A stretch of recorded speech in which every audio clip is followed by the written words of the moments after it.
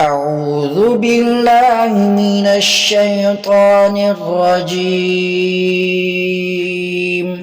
بسم الله الرحمن الرحيم. قل أعوذ برب الناس ملك الناس إله الناس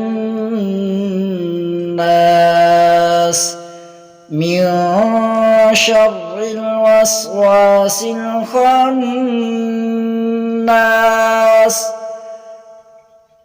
الذي يوسوس في صدور الناس من الجنة والناس.